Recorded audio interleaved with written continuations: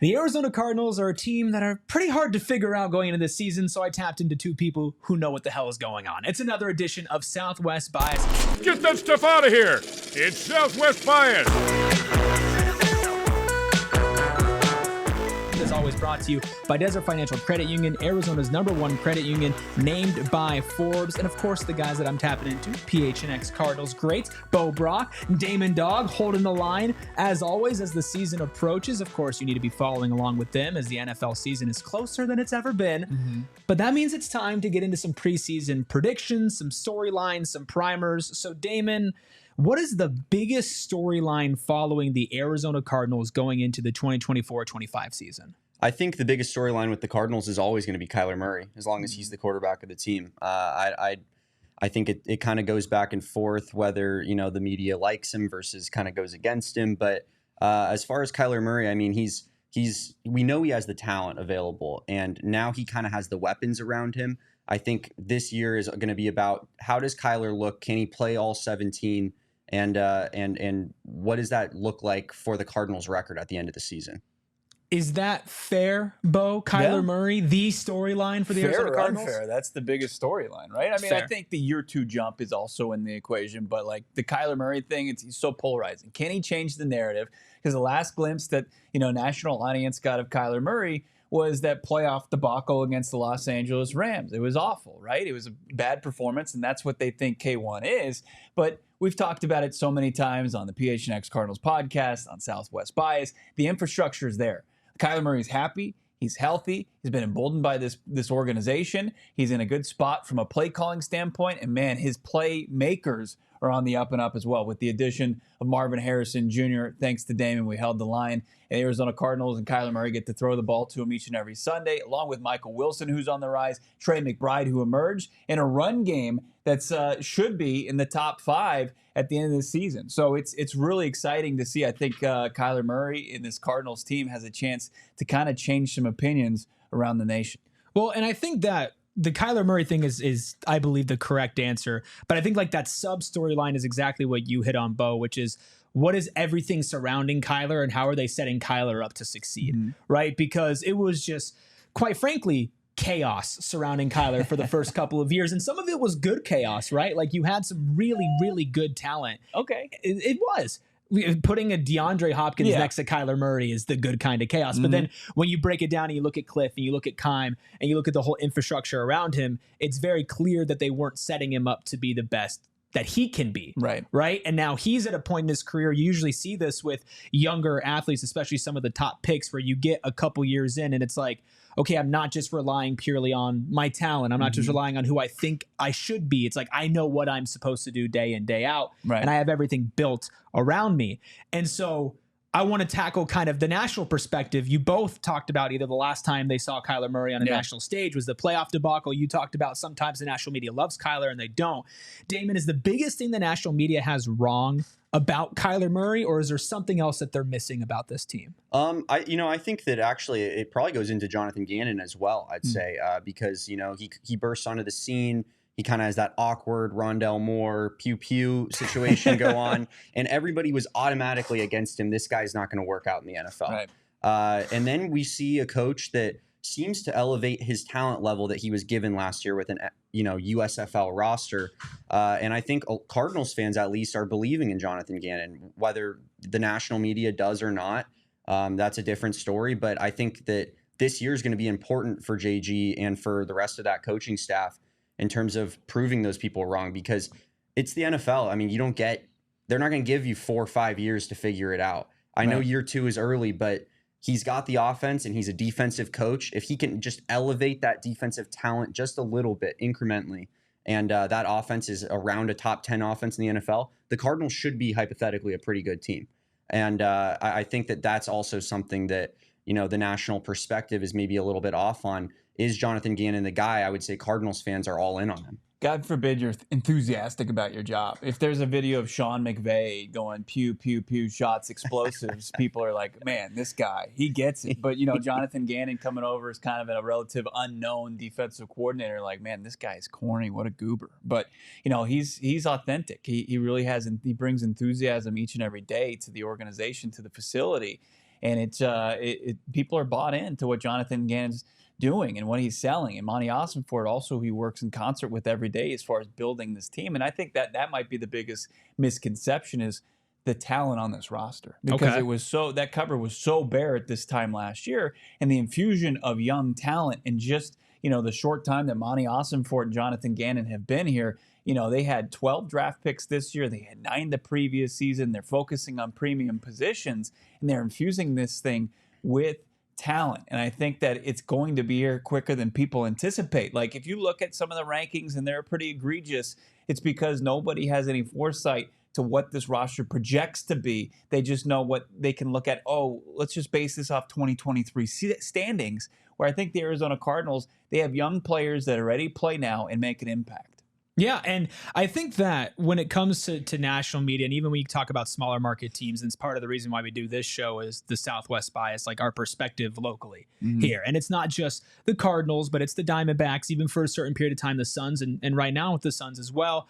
And it's the always undermining what's actually going on, right? Where if there's a ton of success, that's the only time that we really talk about you, or you're really bad and you're just kind of a throwaway. And the Cardinals are in that weird in-between stage where you can see all these building blocks, and it feels like the really smart NFL personalities, like the Mina, 14 years for the Cardinals right now. Like the Mina Kimes of the world are like, hey, this is a dark horse team. This is a team that, they showed flashes last year, and especially this offense is going to be absolutely like packed, just full of playmakers, the pew, pew, pew, explosives, even though they're not. Baldy said the same thing. Yeah. And he's pretty much the most does he know well-respected. Does Brian Baldinger know real ball? ball knowers.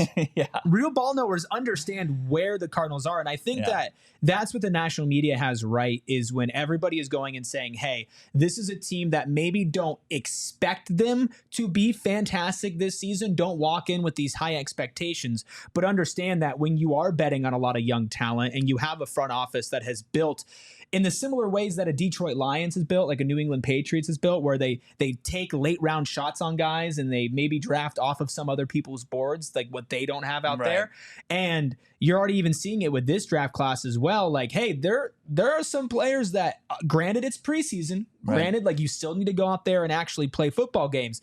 They seem to be already in a position to at least help or to contribute. And that's what I think that some of the national media has right, is like that variance, Damon, like that potential, right? Hey, we're not going to tell you this is what's going to happen, but there's that potential that if everything clicks, Kyler could be a dark horse MVP candidate. Marvin Harrison might be offensive rookie of the year. Like, plus these second year guys as well, Michael Wilson, Paris Johnson Jr. If all of that comes together, at least on offense, this team could shock a lot of casual fans. I'm looking here at the depth chart, and I mean, the Cardinals are surrounding this, they're building this roster with ascending players. These are not players that are on the downturn of their career, that are, veterans like the Steve Keim era, where you're bringing in a Rodney Hudson or a DeAndre Hopkins, Hopkins in his prime, but he wasn't going to get better than that level of his career. All of these guys that are in their starting lineup are people that you project to be better than their last season. Yeah. And I think that that's really important in the NFL, and it's really important when you're rebuilding a team like this. So I'm looking at that, and there's got to be optimism for as far as Cardinals fans go, because how could you not be optimistic about guys like Trey McBride, Marvin Harrison Jr., Michael Wilson taking jumps? Marvin Harrison Jr., he's starting from zero, but we expect him to be that guy right away. And then on the defensive side of the football, you have similar players, even, maybe not as much household names, but guys like Garrett Williams, Jalen Thompson, who are really, really good football players that you expect to continue to get better and better. This team, it feels like they can be dangerous just because they understand what their strength is. I think it's on the offensive side of the football, right? They know their identity, especially as an offense. They want to run the football, which is going to help out all facets of this team. And they're well coached. I think if anybody tuned in last year, they realized that this team was going to scratch and claw and do anything they could to stay in those games.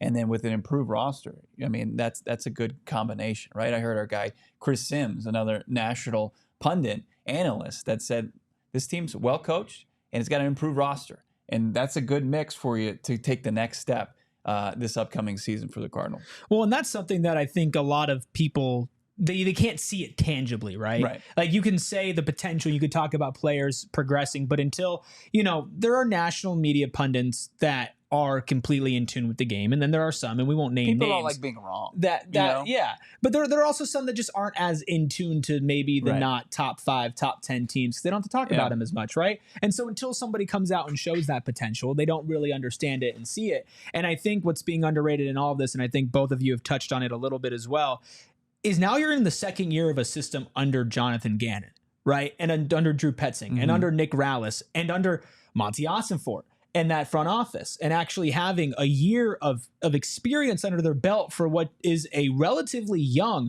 coaching staff and front office staff. And while right off the bat, there was this big sense of belief from the fans and this buy-in because there was a sharp change from the Cliff and Keim era, you can ask them, and I'm sure they have learned a lot over the last year, and they have found ways to get better and to better utilize their players and to build a better roster.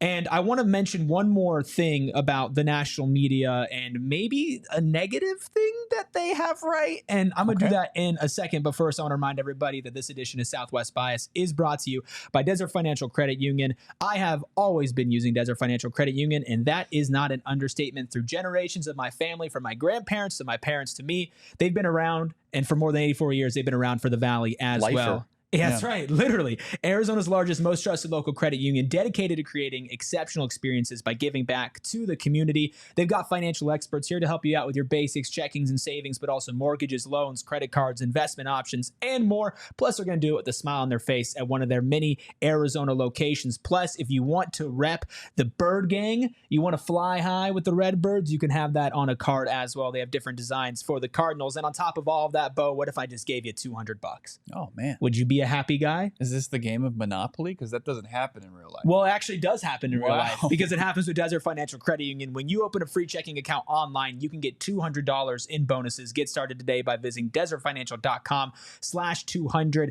So let's talk about that defense, right? There might be a lot of young players that you can look at and say, hey, they might take a step up. But there's a very clear side of the ball that the Cardinals are the strongest in, and that is offense. Right. Bo, what is the national media getting right about this defense? What is something that the Cardinals are going to have to overcome in order to surprise a lot of people this year? They're going to have to get some unique production from some unknown spots, right? I mean, there's really no proven commodities outside of Budda Baker, and under the radar is Jalen Thompson. And then you look at the defense, it's like up front, like there's no household names, and they're going to have to kind of make a name for themselves with a lot of those young players. And this is primarily going to come out of the secondary still. And so where are you going to generate pressure on your defensive front? Sure, you elevated the floor as far as talent wise. You added Justin Jones, you added Bilal Nichols, and then the first rounder Darius Robinson. But is that going to be enough to get guys, highly talented quarterbacks in the NFC West, Matthew Stafford, Brock Purdy? Are you going to be able to get them off their spot to where they're making mistakes? How about the start of your schedule where you're facing Josh Allen, or down the road you're facing Jared Goff? Are you going to be able to generate enough pressure to get those guys uncomfortable off their spot to make poor throws? That's going to have to be something where the Cardinals change the narrative on their own. Are guys like Zaven Collins, who's playing this pass rush position for the second year in his career, is he going to be able to do it? Is Dennis Gardeck, who is great, he's a fan favorite, but is he going to be able to consistently do it throughout the season to where the Cardinals can make enough noise where they can get turnovers, they can get off the field as a defense, and get the ball into the strength, which is that offense? I mean, I think that they're just going to have to find ways with these young players that they step in and step up. Because if guys like Dante Stills, guys like Owen Papo, guys like Darius Robinson, frankly, don't play well this season, the defense is going to look pretty rough. I'm honestly a little bit lower on the defensive tackle room than I think many Cardinals fans are right now. They sign a couple guys, Bilal Nichols, Justin Jones. I think those are Jags. I think you hope that they provide average play this year because I don't think that they're elevating your team necessarily. But you do have those Dante Stills, Darius Robinson players that you hope could maybe take that next step and make you feel a lot better about those rooms. And then obviously the pass rush on paper, glaring need. One of the biggest needs in the entire NFL at any position group when you look at it. And it's similar. It's Dennis Gardeck and Zaven Collins, where it's like we know what we're getting out of those guys, I feel like, at this point. I don't think that either one of them is going to have a 10-sack season. I don't really think that that's in the cards for this team. So I feel comfortable with the defensive back room a little bit more so. I think Jonathan Gannon provides that stability himself. Nick Rawlis, they're guys that have elevated DBs in the past, whether that be with the Eagles or the Colts. Kind of relatively unknown guys out of the draft like Kenny Moore becoming stars. The Eagles going from one of the best defenses in football to the worst defense in football without those guys in one season. I like that DB room, and I feel pretty comfortable with it. But I'm gonna need to see some more work out of that front seven in particular. Just a guy is better than not a guy at all. I think that's true. That's the important thing here. I mean, because they had a room full of not any guys. As far as that defensive front went, interior wise, and you're banking on Nick Rawlis to get the most out of everybody. Right. And so let's talk about players from last season or the last couple of seasons that you're looking at making the biggest leap going into their next year. I think the name that comes to my mind first is Michael Wilson. Sure. Just because he has every single tool to be just an absolute stud out there. Is there anybody else on offense that you're looking at could make a bigger leap from last year to this year, Damon? On offense, I wasn't really looking at it as much, but the one guy I wanted to highlight on defense, if that's okay with you, is I really think Garrett Williams is going to have a really big season. I think Garrett Williams he was kind of tailor-picked by this coaching staff, by this front office. He was a guy who, if he wasn't injured, probably would have gone higher in his draft class. That talent is there. And it seems like they've kind of had him penciled in as a starter without much of a competition for this entire season, off-season cycle. And I think Garrett Williams is poised to have a pretty big season. I love Michael Wilson, man. I do. I really do. I mean, 38 catches, over 500 yards. And, I know he did face, like he did in college, an injury. He's healthy right now. Developed his rapport with Kyler Murray this offseason. He even said that he prioritized that over hanging out with his fiance, who won a gold medal right now for the women's national soccer team. And it's absurd. He risked it all to develop his rapport with his quarterback. I like that. I also want to throw in our guy, Greg Dortch. Light the torch. Light it. I mean, this guy finally in his career, he's got an opportunity, a role on the starting offense, and they just want to get the ball in his hands. He's going to start as their primary slot receiver, a guy who, statistically looks good when he gets, 75% or more snaps on the offensive side of the football, and analytically looks great as far as just getting that separation. He was just destroying guys in their joint practice in Indianapolis. And if he just gets consistent playing time, I think the numbers are going to follow. They even have him running reverses. They have him in the backfield. They're just going to get the ball in his hands, I think, 5 to 6 times a game, plus in the return game. I like Greg Dortch a lot this season, kind of an under-the-radar playmaker. That mixed in with the big names, like we mentioned Michael Wilson, like we mentioned Marvin Harrison Jr. and Trey McBride already. I think Greg Dortch is going to do what he always does, which is be efficient when he gets the ball in his hands. I think that there are a lot of mouths to feed in this offense. You have a Trey McBride, you have a Marvin Harrison Jr., you have a Michael Wilson. So how much of the ball is really ready to go around? But when Greg Dortch gets his name called, he's going to step up like he always does. And you're right, Bo. He has looked phenomenal throughout this entire training camp preseason period. One guy that I think you need to step up and take that jump is Paris Johnson Jr. Yes. Right? Let's talk Paris. I don't know that he's there were times where he looked a little shaky, I would say, against the Colts in joint practices. The O-line didn't look great in general. Paris needs to be that guy, frankly, because you drafted him with a high pick. What was he, 6th overall? Yeah.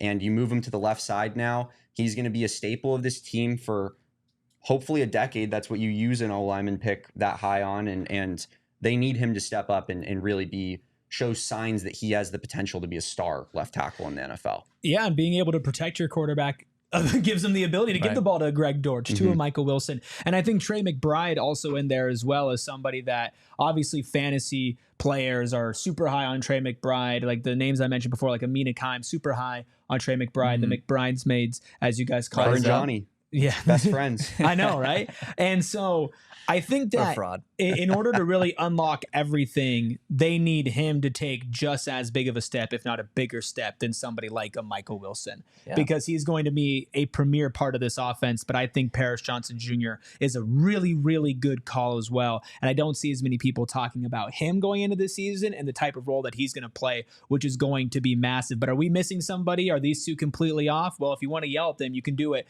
at 4 4:30 every single weekday at PHNX Cardinals right here on PHNX Sports. Make sure you hit that subscribe button. Make sure you hit that like button. Comment down below if we missed somebody, if we said something egregious, if you think that Damon's really handsome, comment all of that down below. You can make sure you can follow Damon at Damon Dawg, D-A-W-G. You can follow Bo Brack at Bo Brack, at PHNX_Cardinals as well. If you want to catch me Monday through Friday at 1:30, you could do that at the PHNX Sun Devils show on this channel as well, or on Twitter at PHNX_Sun Devils. And you can follow me at ERIKRUBY. But I thank you guys for joining me. That was another edition of Southwest Bias. Get that stuff out of here. It's Southwest Bias.